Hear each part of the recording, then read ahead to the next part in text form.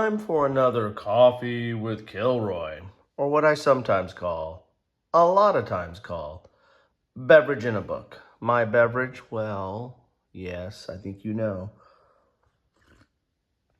As for the book, this is the Chronology of the Great War, 1914 to 1918, edited by Lord Edward Gleishan.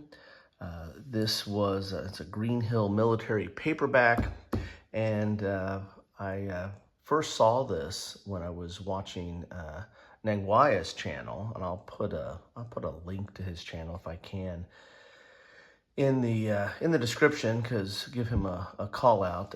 He covers a variety of things, but one of the things that at least he's known for, at least the things that I've watched the most of his, is his World War I coverage. He's covering the entire World War I series, I believe. The name of the publisher escapes me now. I have at least one or possibly two games from that publisher, but it's a series dedicated to World War I, and as part of his coverage, he pulled out this book and was kind of reading along, so to speak, at one point. So I want to give him a tip of the cap and thank him for putting me onto this. It took me quite a while to find this one. I've ended up finally getting it at Thrift Books, which is kind of a bargain book place. Kind of like Amazon, right? What Amazon used to be. But a lot of times their books come used. This one is used, as you can see here. So if you don't mind having your pages have been turned and perused time and time again, and the outer part of the cover a little nonetheless for wear, then try Thrift Books. Here's the back of the book here. What it says here is, let me go a little bit. Let me get a sip of coffee and go in a little bit closer so we can take a look at it here. Chronology of the Great War presents a day-by-day, theater-by-theater record of events between the shooting of Archduke Franz Ferdinand on 28 June 1914 and the landing of British troops at Riga on 28 December 1918. Clear and concise entries chart the sweeping events of World War I and allow the reader to follow the progress of particular battles, campaigns, and political machinations.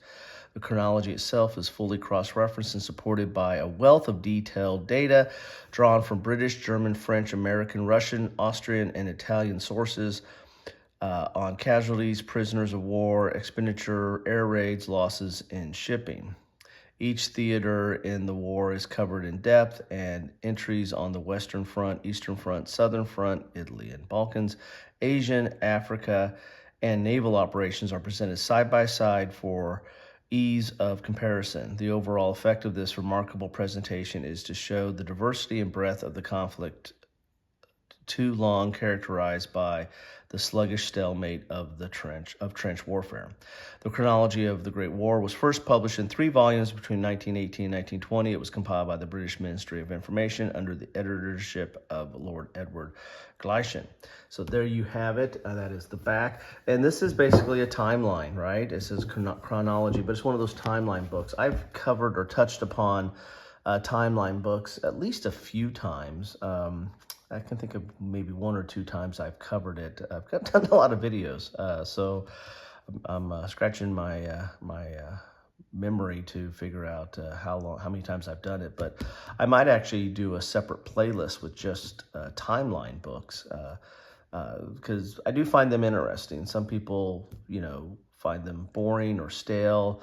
I like looking at timelines and figuring out what is going on in the world at specific times, and especially looking at it across regions. This one is doing that with respect to the Great War, so it's going to be looking across a particular date across several theaters of the Great War. So we're not going to do a page by page, as you can see, because this is a relatively thick tome here, but we will do a little bit of just a quick summary of it. Here's your table of contents. You got part 1. So they're going to have the charts or tables for each year, and then they usually have some appendix or supporting material for each of those sections as well. There's a preface, here's notes, introduction, and the theaters are Western Front, Eastern Front, Southern Front, Asiatic and Egyptian theaters, and then naval operations and political. They kind of threw that together. It's abbreviation. Part 1 is 1914 and 1915. They have some events preceding. So this is the events preceding the British Declaration of War. And this is, normally everything's going to be charted. This looks like your kind of typical timeline type stuff, but then you get into these tables. So here's the chronology of the war. These are the 1914 tables. As you see, you have Western Front, Eastern Front, Southern Front, Asiatic and Egyptian theaters, naval and operations, and political. They did political separate. So there's their political band as well. So you can see, like on Western Front, you have Liege, silenced on August 3rd of 1914. But you can kind of go through each one of these. And here's naval operations.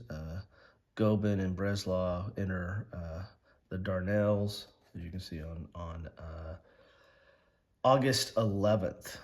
Of 1914. So you can kind of follow along and see, you can just go page by page and see what happened in this particular theater, or kind of look at it across the breadth of the theaters. And it looks, it's kind of an interesting way to present the war. So you're going to have all 1914, and then there's some indexes for 1914 and some appendix for 1914 that gives you some of the supporting material. As you can see, really small font. I mean, this is a large book, but yet there's a lot, and there's a lot of information in it because you have such small font. I say large font, small font, large book, something like that. So that's from 1914. Then you're going to have 1915, all the different days. You have the year and the month here, and then the day along the side, and you can just go right across and figure out what happened on that day. So you have that for 1915, and then you can also have, imagine they have index for 1915, and then you also have appendices for 1915. So you're going to have that for each of the years. The bulk of this book, or the primary focus of the book, is these entries, the day-by-day entries, but you also get some backup material as well. So this is not a bad reference. So like for today is July 8th today on the Western Front. British penetrate southern part of Troms Wood, hand-on-hand fighting in Auvers. French take Hardencourt, violent artillery duel at Verdun, heavy rain hampers operations. So you've got a little bit of thing on the Western Front here, and you got the Eastern Front, not much happening on the Southern or Asiatic or naval, and then you've got political here, a Russo-Japanese agreement in regard to the Far East signed and announced. Order in Council rescinds Declaration of London of February 25th, 1909, and all orders arising therefrom. So there you go. So that's what's happening on the political front. And you can probably get a little bit more detail. I think if it's in bold, it's probably in the appendices or in the index to get a little bit more information on, possibly. But there you have it. So this is a day-by-day, theater-by-theater account of World War I. So what, if you are a World War I history buff or war gamer, here's main events of 1916. Then I can't think of a better resource than this to at least have have at hand to kind of get a feel for what was going on over the course of it. There's air raids. So you've got some other charts that are in here as well. So kind of a lot of information. I mean, again, the tables and the day by day is the primary focus, but there's a lot more in here than just that. And so there you have it. That is a lot of information. That is the chronology of the Great War, 1914 and 1918. I want to thank Nangwaya, if I'm pronouncing that channel correctly. I'll try to put a link to it so you can find it yourself. As I said, he covers other things than just World War I, but that's been the aspect of his channel that I probably that brought me over there and keeps me coming back for more is most of his World War I coverage. And I want to thank him for putting me onto this book. As I said, I just got this in the mail, so I'm going to dive into it a little bit more, especially when next time I break out one of my World War I games. So let me know your thoughts on this book or on timeline books in general. Do you like them? Are they kind of a passing reference, given that we have given the internet and all the dates and times that you have at your fingertips now, and just have it on your phone? Or do you still have somewhat of an affection for information in book format? Again, love to know your thoughts on any of those things. Just keep it civil. Thanks for stopping by and having a cup of coffee with me, or whatever you're drinking today. I know I needed it today. I need it every day.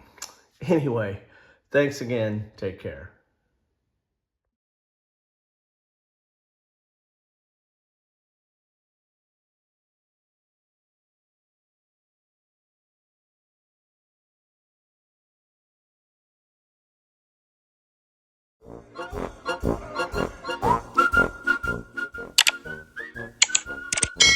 Thanks for watching.